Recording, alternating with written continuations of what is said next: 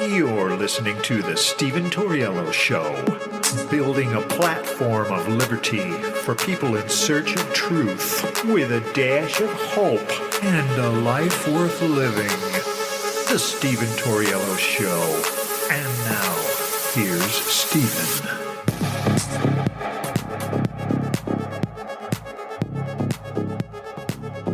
What's up, ladies and gentlemen? Welcome to the show, as always. Thank you for tuning in. So, this is pretty concerning. You guys know how last week we were talking about this new intelligence experts group that was created by the DHS, which is essentially the Disinformation or Misinformation Governance Board that they tried to get through last year, but it just got rejected by almost all Americans.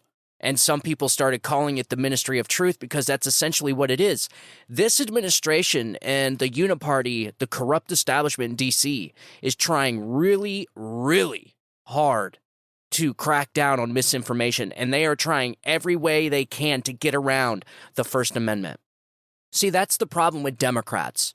This is a pretty basic understanding of the differences between the Democrat Party of today and the Republican Party. The Democrats, since its conception, has always wanted to change this country.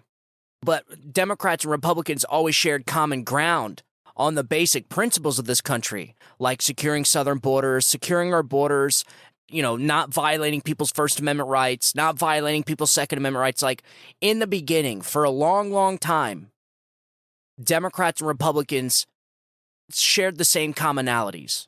And then just recently, within the last, I would say, 20, 30 years, the Democrats really started going off this path and slowly incrementalizing into wanting to change this country.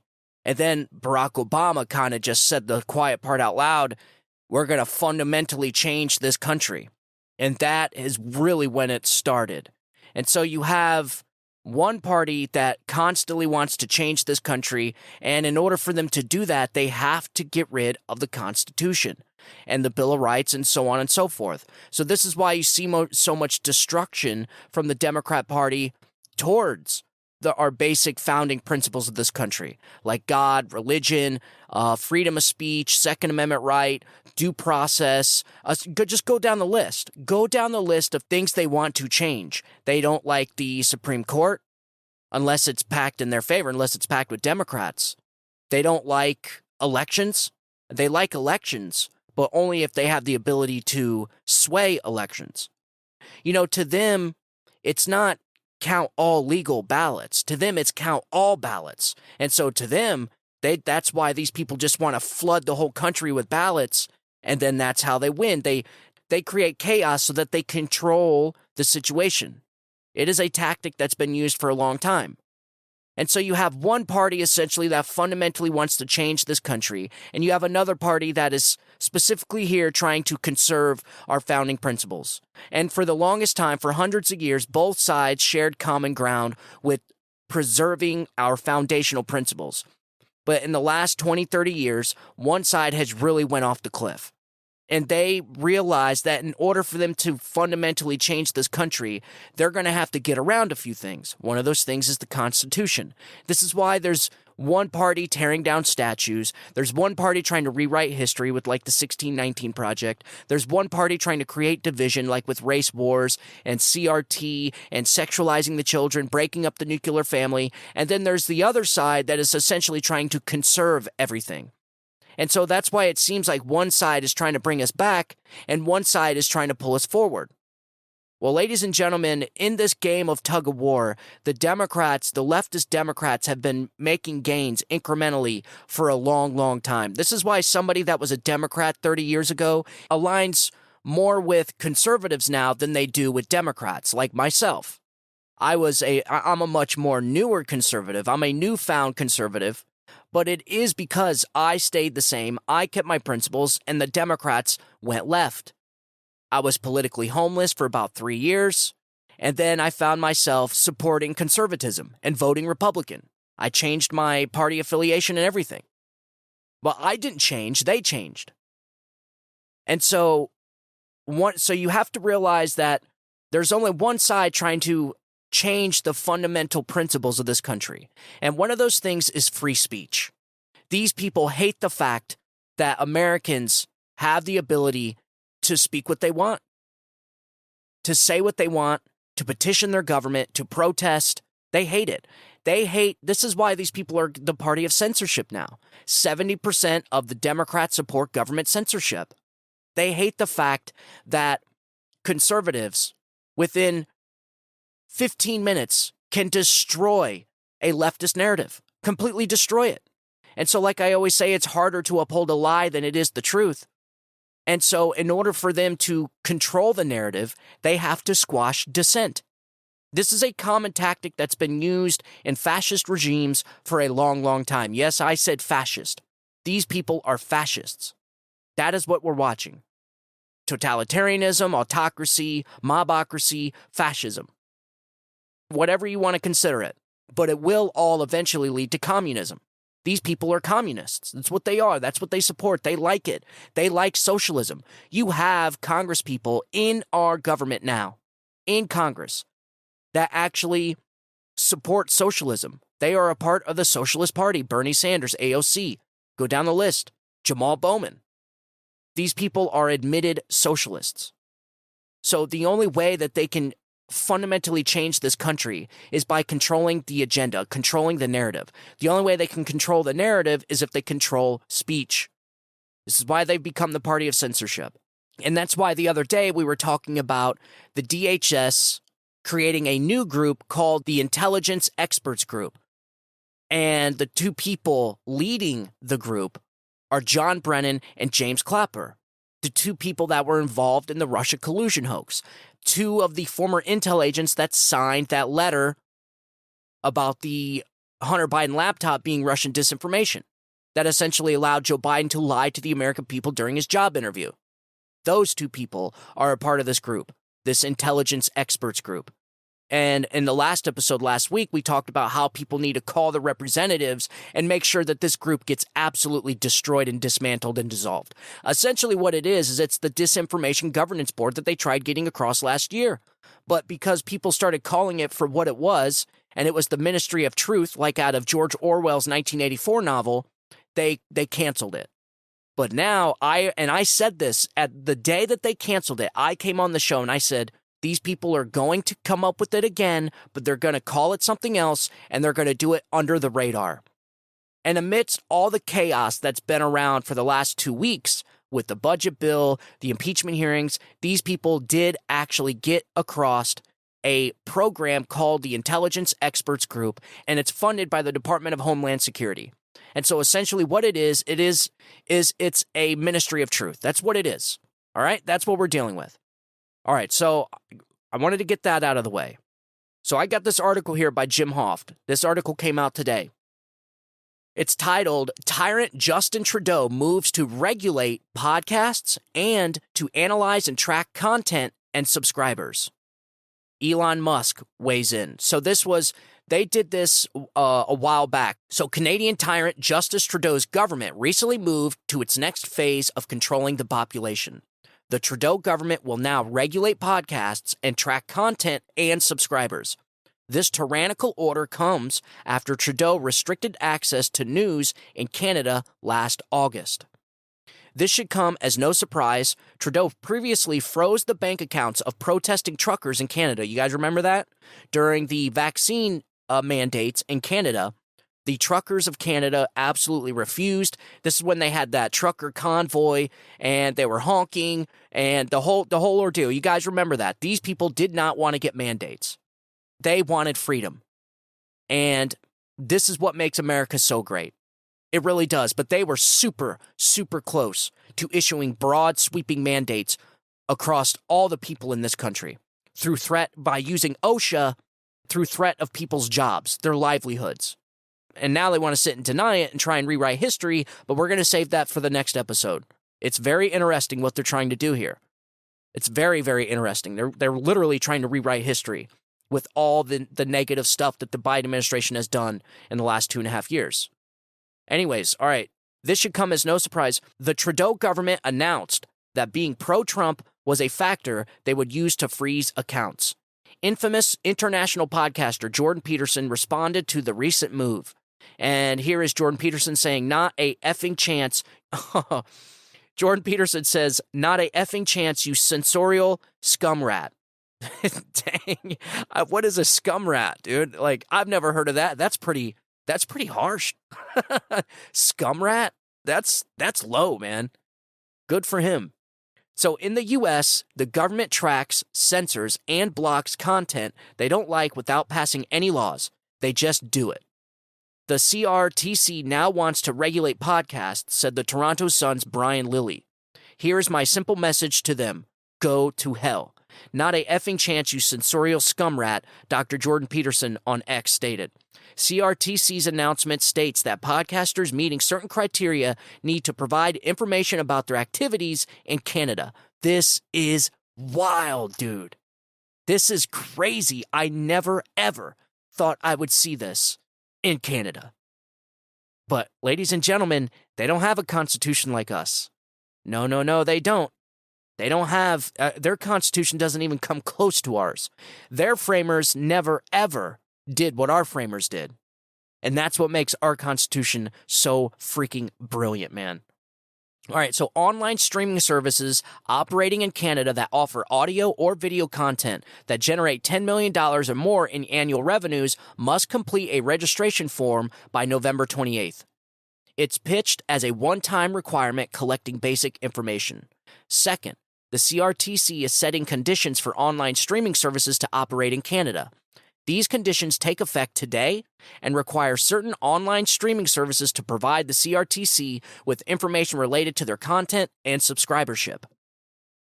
Furthermore, CRTC stated that another ongoing consultation will address how podcasters and those offering video streaming services contribute to Canadian and Indigenous content. There is now no freedom of speech for ordinary Canadians and access to news.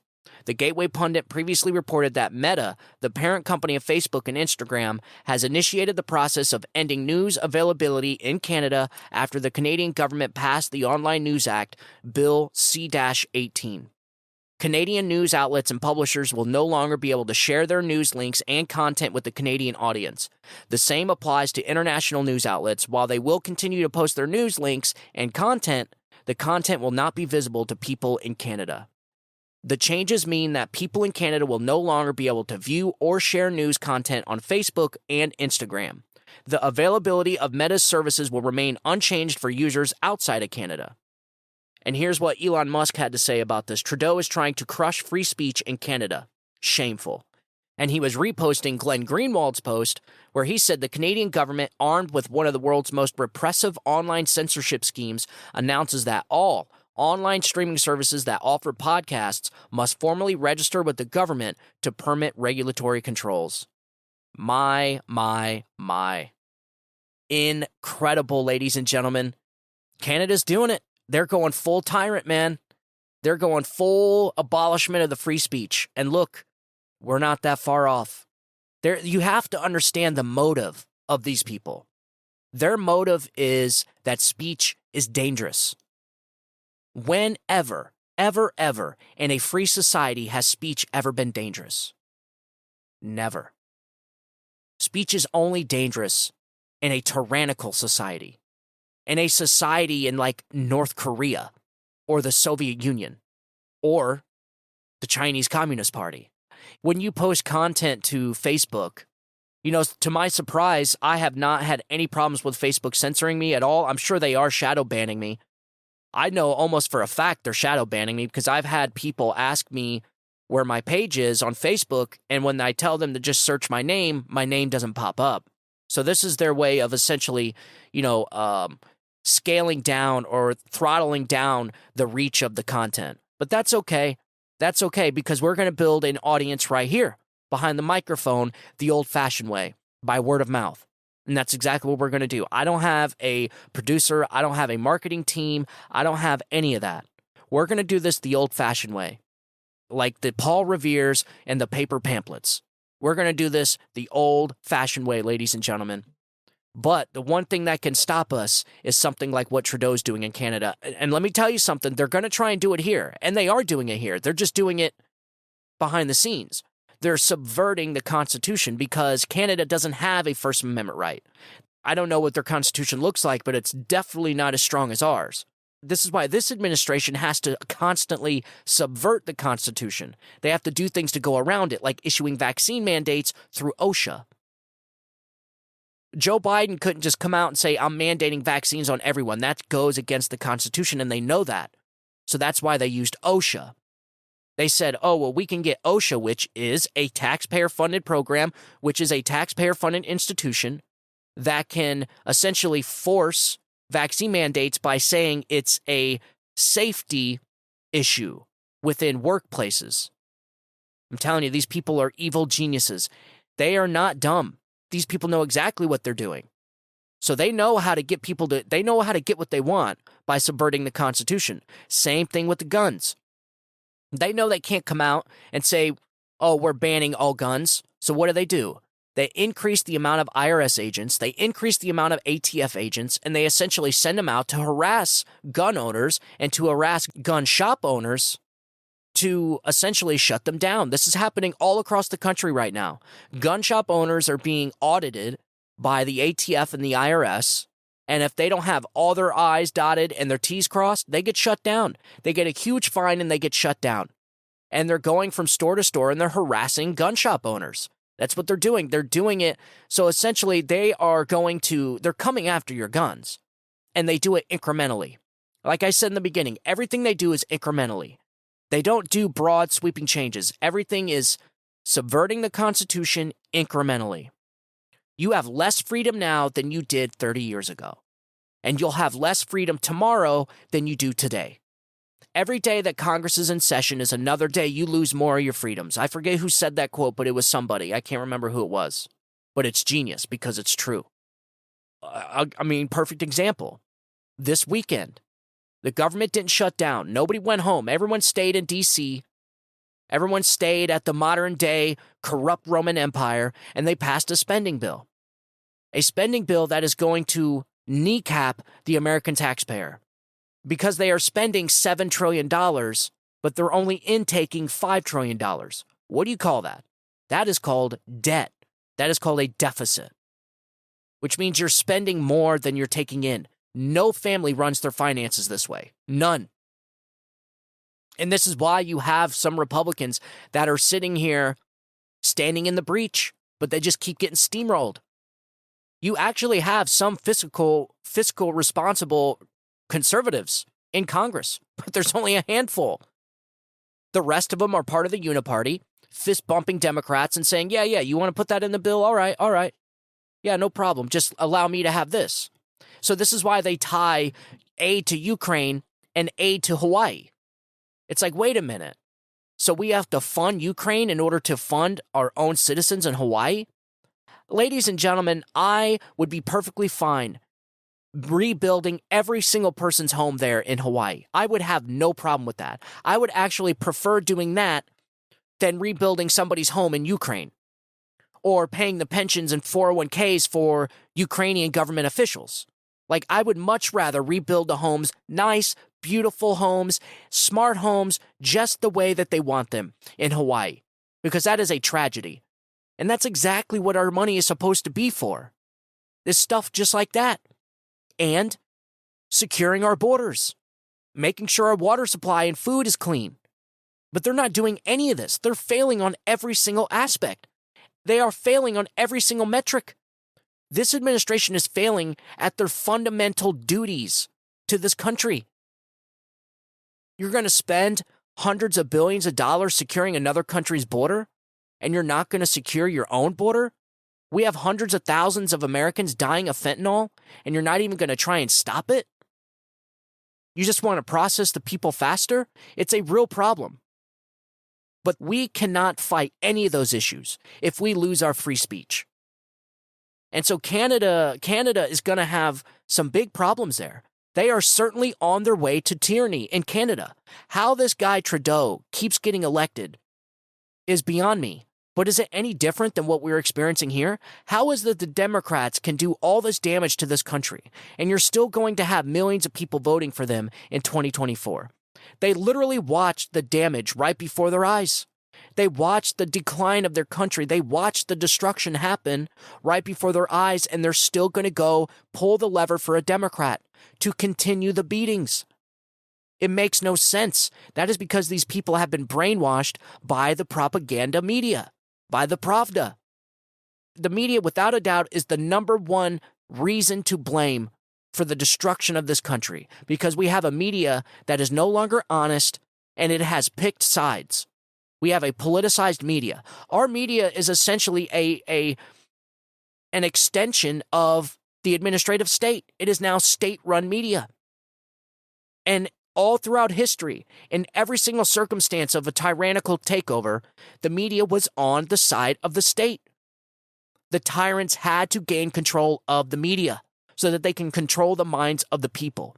And we're watching this happen all around us and in this country.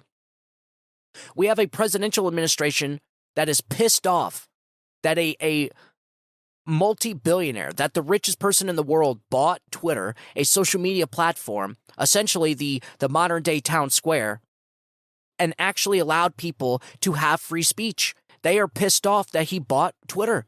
They are pissed off that Elon Musk bought Twitter and is allowing people to say what they want to say within reason. Within reason. I haven't had any problems with Twitter. None. I mean, other than the reach, I don't know, but I'm telling you, I haven't had any. Yes, is the new CEO a little concerning? Yeah, sure. She was part of the World Economic Forum? Sure. Hell, Elon Musk scares me a little bit. This guy, I think he's like a kid with a magnifying glass. He is, man. He was like what I was at 18, being the richest person in the world. He's almost like that movie Richie Rich, where he just spends all his money on crazy stuff. It's kind of like how Elon Musk is.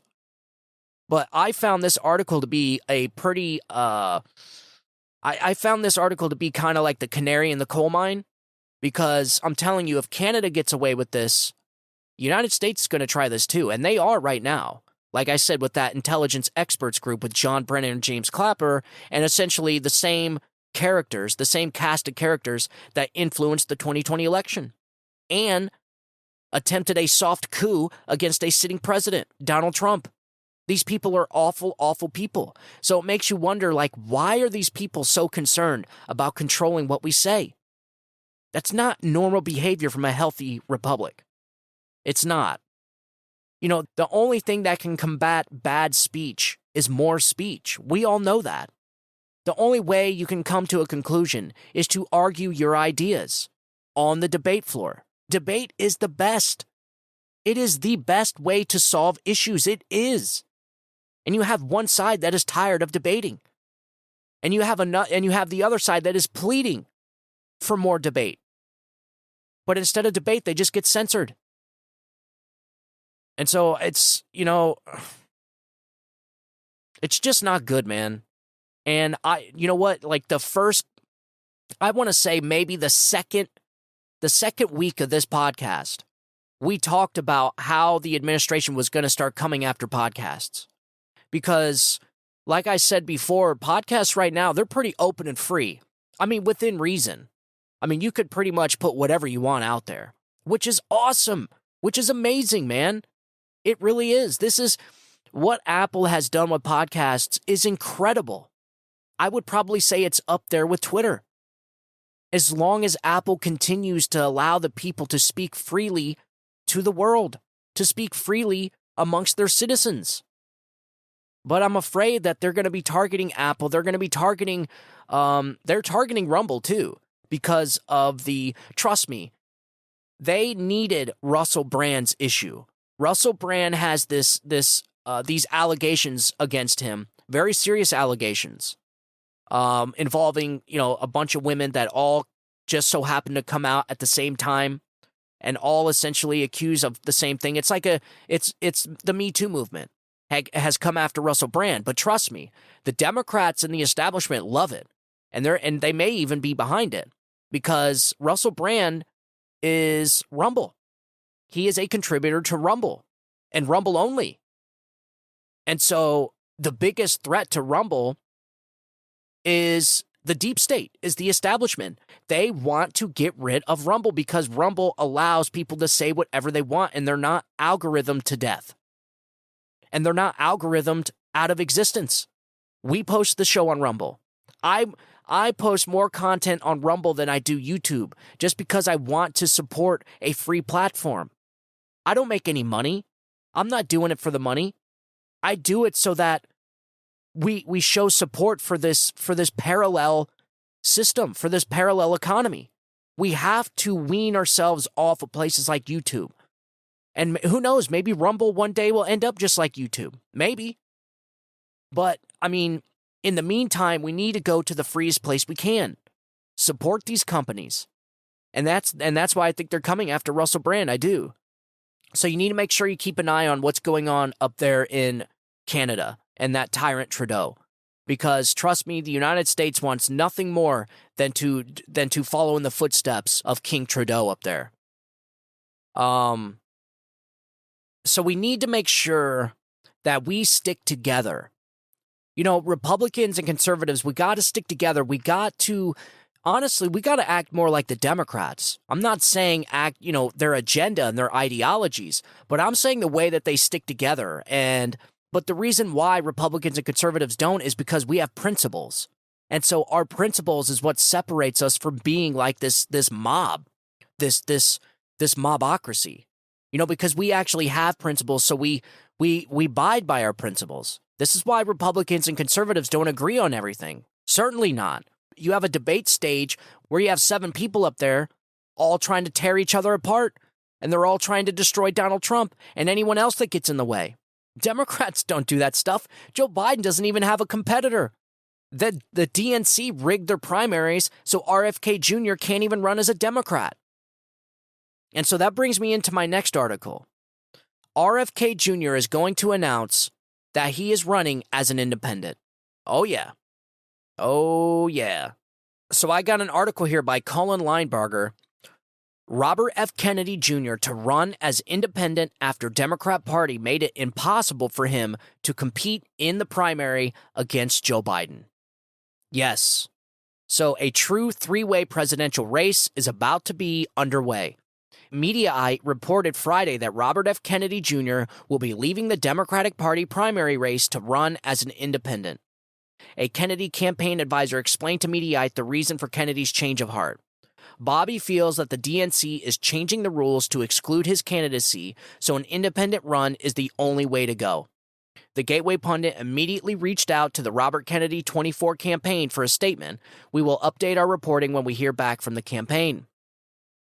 But that's not all. The news gets worse for Biden and the Democrats. In preparation for the announcement, Team Kennedy is planning attack ads against the Democratic National Committee in order to pave the way for his announcement. One wonders what, if any, dirt they have on these scoundrels. In July, Greg Gutfeld proposed Kennedy ditch the Democrats and go third party. I think he should run as a third party candidate because I do think he should and he would win. Is because his party's radical elements, what we call the woke, have embraced this fascist clampdown on language. Bingo. Earlier this month, an interview on Forbes Newsroom with Diane Brady, 2024 Democratic presidential candidate Robert F. Kennedy Jr., accused the Democratic National Committee of undermining the democratic process by enacting rules aimed at preventing a fair primary election. According to Kennedy, the DNC's moves make it impossible for any candidate, including himself, to challenge Joe Biden. Kennedy highlighted that the DNC had shifted the Iowa primary and had instituted rules that penalized candidates who campaign in certain states. So there you go, man. There you go. I agree with RFK Jr. I do. I don't agree with all the stuff that he says. Listen, ladies and gentlemen, he is a Democrat. There's no doubt about it. But again, he's an old school Democrat, a Kennedy Democrat. And he's going to get a lot of votes. He is skyrocketing in the polls. He is. Only because Democrats want an alternative to Joe Biden.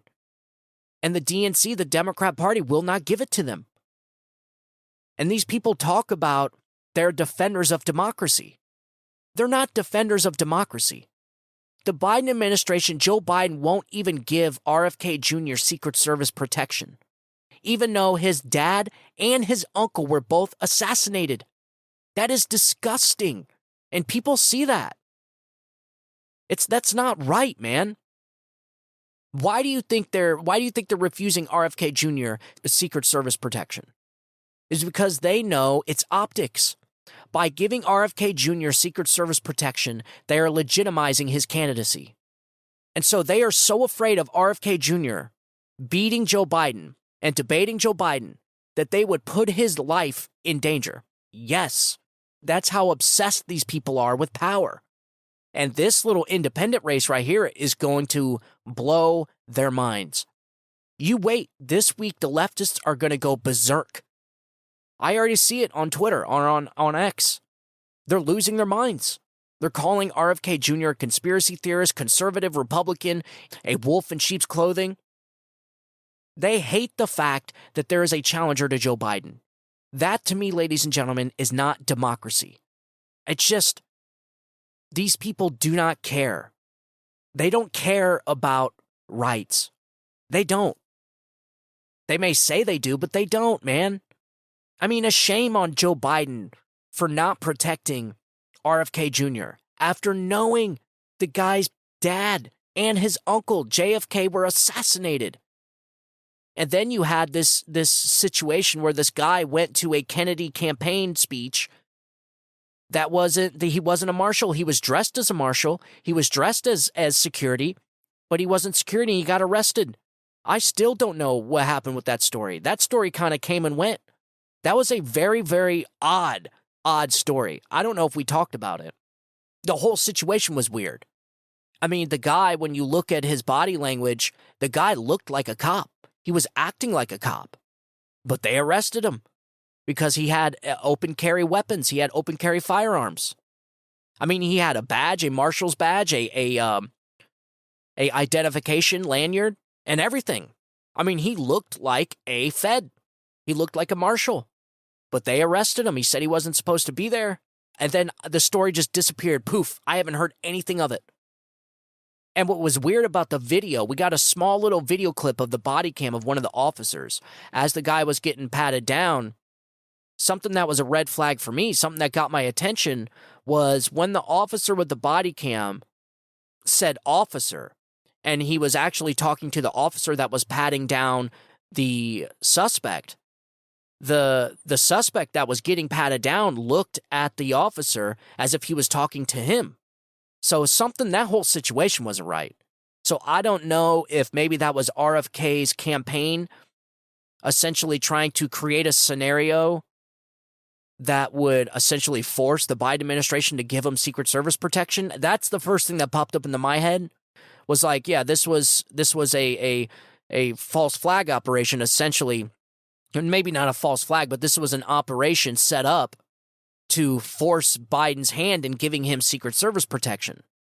Because look, if someone's pleading for protection from you and you don't want to give it to them, and then something were to happen to that person, you'd look really bad. Really bad. I mean, that would be awful. But he still hasn't got Secret Service protection. All because he doesn't want RFK Jr. looking legitimate. RFK Jr. is huge. He is big with Hollywood. He is big with independents. He is big with Democrats, moderate Democrats. Hell, he's even big with Republicans. I know some Republicans that are willing to vote for RFK. And look, I got to be honest. And I'm just going to come out and, I'm honest with you guys. I want to be honest with my listeners so you trust me. Okay? I'm not going to BS you. I'm not going to give this facade. I don't want to pretend like I'm something I'm not. I used to be a Democrat. Okay, I still do hold some Democrat values, like abortion. I don't think abortion should be banned completely. I don't. And look, if it is what it is, if that's just how I feel. I think something like a 15-week ban is good. All right, it's good. It's a very gray area. It's a complex subject, and there is no black and white answer. There is no yes or no. There is only compromise. And so you have to see it from both positions, and I do. And I always do that. I look at it from the woman's perspective, and I look at it from the baby's perspective. And I think a 15-week ban is the only compromise one can have. It is. That's it. So, look, I mean, I understand if you don't feel the same, but that's okay. That's okay, man. Not everybody has to agree on everything. And if I'm not mistaken, RFK Jr. has a similar, he supports something similar. And you know what? RFK Jr. is, he's very compelling to a lot of people. Hollywood, a lot of actors and actresses love RFK. One, he's a Kennedy. Everyone loves a Kennedy. Everybody. Kennedy. You get, I don't know, Kennedy was before my time, so I have no idea how his politics were. But no one can argue that he's probably one of the most well-known presidents in history. And, listening to Kennedy, I don't agree with a lot of the stuff. I don't. I agree with his stand on abortion. I don't agree his stand on nuclear energy. He does not support nuclear energy. I don't agree with that.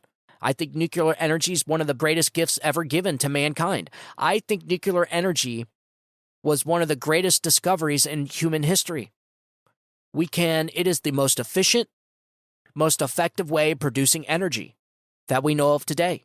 By far, the only thing that makes nuclear energy bad is the price, and it's only expensive because of the regulations.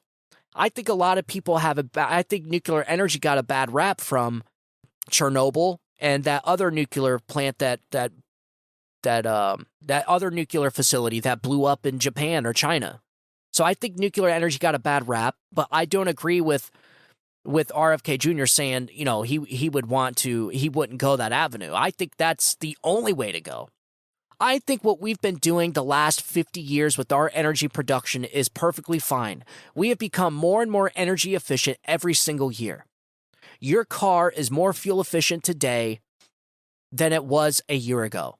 Cars are becoming more fuel efficient, and not because they're using batteries or lithium or windmills or solar panels, but because the technology is advancing.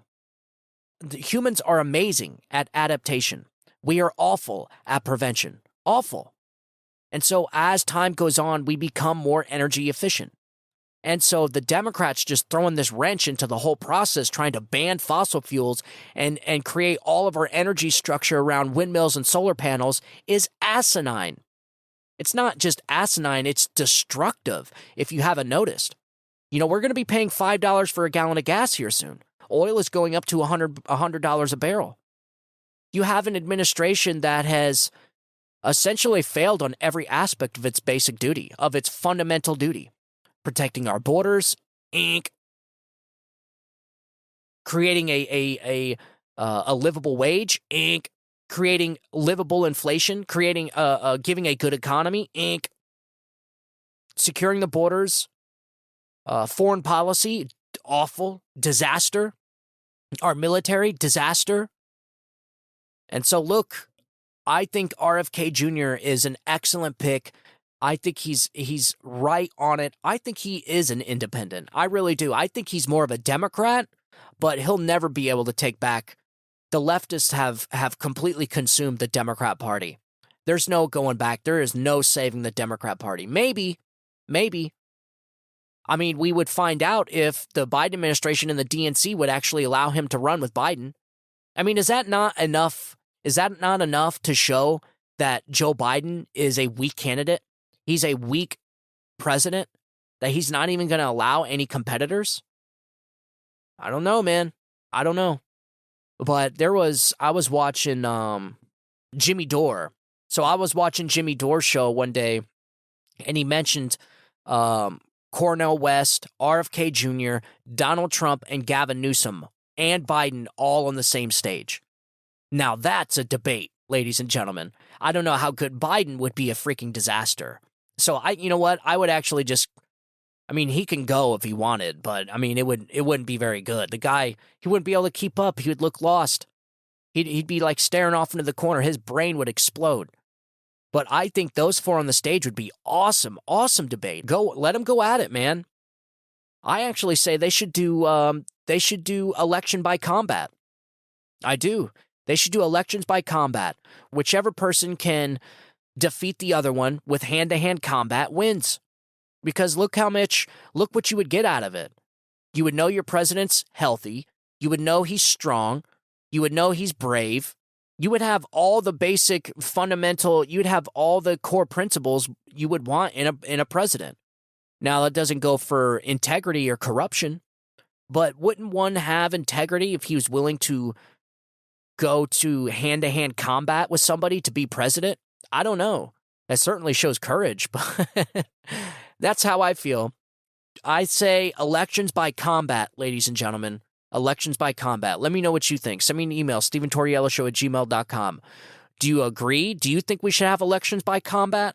Hand-to-hand combat, no weapons, and not to the death, but to the tap-out. You put him in the octagon. Imagine Donald Trump versus Joe Biden. Ha ha! Who do you think would win? Who do you think would win? Listen, man. You never know. You watch the UFC fights, and this, you think the guy that's going to win is the better fighter, is just all around just better. Gets KO'd in the first 10 seconds by a lucky punch in the jaw. So you never know. Wouldn't that be something? If Joe Biden just KO'd Donald Trump with an uppercut, or Donald Trump does like a flying roundhouse kick and throws Joe Biden into the fence, into the cage. Yeah, dude, I'm telling you, elections by combat, ladies and gentlemen. It is the only way. The only way. I want to see it. I say you let these people go at it. I do. But anyways, I kind of got off subject there. There was one more thing I wanted to talk about. I meant to talk about this earlier.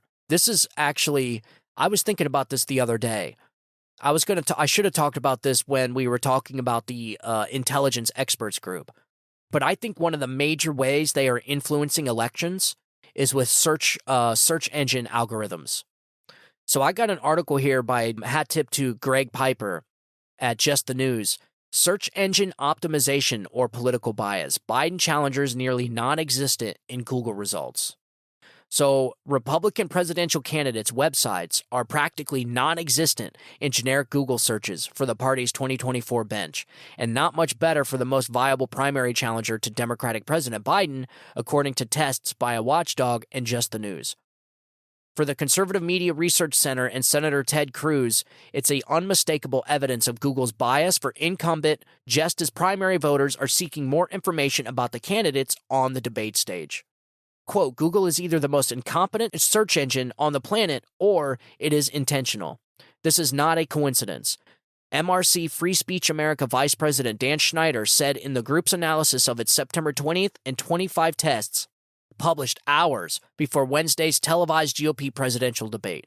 For search engine optimization, SEO, researcher Eric Goldman, co-director of Santa Clara University's High-Tech Law Institute, one of the least likely explanations is that Google is hacking these results to steer the election. Yes, this is actually something not a lot of people talk about, but I think it has a drastic impact on our elections. Because people like me and you, we're into politics. We keep up on this stuff. We think critically. We want to stay informed, all that good stuff. But there are millions and millions of Americans that do not. And I don't know how it's possible. I don't know how you go to the grocery store and look at the difference in prices and not say, why is this happening? and just start asking basic questions. Well, that's the thing. When they ask the basic questions, where do they go? They go to Google. Google, look, is without a doubt, I don't even use Google anymore because it takes so long to get to the conservative news outlets and Republican news outlets. I mean, you have to filter through the first 3 or 4 pages as nothing but Pravda outlets, CNN, MSNBC, The Guardian, Washington Post, New York Times. I mean, just go down the list. And then on the 3rd page, you'll start hitting Republican and conservative news outlets. I mean, it's so obvious. It's so obvious to anybody that's paying attention. However, think of how effective that is in an election. Somebody that is planning on going to vote and has concerns and says, okay, well, whoever is running the office now, I don't want. Or why are prices so high? And then they go look at Washington Post's article and it's like, oh, prices are high because of Ukraine war and this and inflation that was caused by the Republicans, and Joe Biden is trying to save it with the Inflation Reduction Act. He just needs more time. Like, that's the kind of stuff that you see on Google. And so somebody that's not into politics is going to get manipulated, is going to get propagandized. And so this should be very concerning for people. And I absolutely do think it makes a huge impact on elections. And so Ted Cruz made a post on X saying, "This is absurd, blatant election interference, hashtag Google censorship." And he was reposting the Media Research Center's tweet or post, the MRC study. Google is once again censoring candidates in search results and interfering with the election, newsbusters.org. And this was on the 27th of September. Not a lot of people talked about this. But this is something that's really happening, and like I said, makes a big impact on elections. So the additional scrutiny from the political right comes as a particularly bad time for the world's dominant search engine. Whatever the result in the Justice Department's ongoing antitrust trial against Google, the company has already suffered a public black eye from revelation of its executives' embarrassing explanations of how the company cements its search dominance, but speaks in code to minimize it. So this MRC did a huge study, and I don't know how he does it, but I mean, it's a legit study. It takes days and days. It's a professional company that does it, and in fact, I think the guy's actually a registered Democrat. Yeah, he is. So Google is also a defendant in Democratic candidate and vaccine skeptic activist Robert F. Kennedy's censorship lawsuit. Though a federal judge denied his motion for a temporary restraining order last month, finding the removal of his YouTube videos did not irreparably harm him. Google poses a serious threat to democracy. Former Psychology Today editor-in-chief and social media researcher Robert Epstein testified before the Arizona legislature this month in a hearing on big tech election interference. He said, quote, "Google can tell us to a high degree of certainty how many people are going to vote, how they're going to vote, and who's going to win." So, look, this is a big deal. The article's huge. I'm going to leave it in my podcast description so you guys can read it. This is a big deal, and somebody needs to get to the bottom of this. Hopefully, the lawsuit that RFK Jr. filed against Google will give us some discovery so that we can, get to the bottom of this once and for all. There is, without a doubt, a huge impact manipulated search algorithms can have on elections. Because just like I said earlier, when somebody's wanting to ask basic questions about why this is happening or which candidate stands for what, they're not going to be able to find them. But instead, what Google's going to do is put preferred results at the top. And so most of the time, people just read titles. I know, I can't stand it. It drives me nuts. I have to read articles. I cannot just read the headlines. But most people do. So they'll scroll through Google and they'll see the headlines. And listen, media outlets like Washington Post and New York Times and all these places, even even conservative-leaning outlets do it too, is they'll put keywords in the title. They'll create a kind of eye-catching headline so that people only see the headline. And the people that are the worst at this are definitely Democrat leftist-leaning outlets like the Washington Post, like The Guardian, like NPR. They're awful at it. I mean, they'll say something that's a flat-out lie in the headline, and then at the 8th paragraph down, they'll actually tell you the truth. It is crazy, but this is a very effective way that Democrats have definitely been using, I don't know, the last 10 years, but Google is definitely getting better at algorithms. And so it's going to be almost impossible for people to get the truth from Google. And so that's why I use alternative search engines like DuckDuckGo or Firefox. There's other search engines you can use. Granted, they're not as good as Google, obviously, but it's not necessary to use Google. Google's got a lot of cool toys and stuff, but if you want to get just to the truth, you want to get raw, stories and articles, use things like DuckDuckGo. It's a lot better. Even DuckDuckGo is hard, man. And it doesn't help that the left owns 90% of the media either. I mean, when you go to a non-biased search engine and you type in something, you will get 15 leftist outlets right in the very beginning. So for people that aren't paying attention in politics, for people that aren't interested in politics, they're going to get manipulated. And I guarantee you it probably sways elections easily. I guarantee it has a huge impact. I bet it changes the votes of millions of people. And so I hope somebody's certainly looking into this because I think that's going to have a big effect.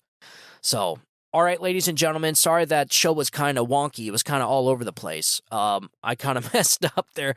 Didn't really have a good show flow, but, you know, it is what it is. I'm not perfect. Like I said, I don't have a whole production team. But again, like I always say, I read this stuff anyways. I always have. So now all I'm doing is I'm just informing you guys. I'm just taking what I already read and what I absorbed, and I'm trying to put it in a way for people to understand and just give it out to the public. And as of right now, we haven't been censored, probably shadow banned, probably throttled down a lot, but I've only gotten one strike on YouTube for mentioning, I think, the COVID vaccine or something like that. They put me through a struggle session, and so I think that strike gets removed. And so I think that strike gets removed in 30 days. I told you guys that in the last episode. Very weird, very bizarre. So that's what I'm trying to contribute something. I'm trying to be proactive. And, you know, that's what all of us have to do. We just have to be proactive. When you go vote, bring people with you to vote. Don't be shy. Don't be afraid to talk about politics. Talk about it. These people need to know. A lot of people aren't into politics. You may sway their minds. You may get a vote. They may vote for a conservative. They may vote Republican. They may be a Republican. But listen, this is by far the most important election of our lifetimes.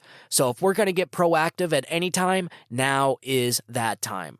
And so it helps if you share the show with your friends and family. I really appreciate it. We're doing good so far. The numbers are going up. Kind of. Not huge, but, you know, we're certainly getting more views on Rumble, which Rumble is definitely a lot harder to get views than YouTube. YouTube, again, I just don't know how long it's going to last. So I would rather build a loyal audience on Rumble and on podcasts while podcasts are still around than YouTube. So, you know, but we're going to do both. We'll just put it out there, man. And as long as my show's there, I'll keep making them. As long as you guys listen, I'll keep making them. So just make sure you share the show with your friends and family.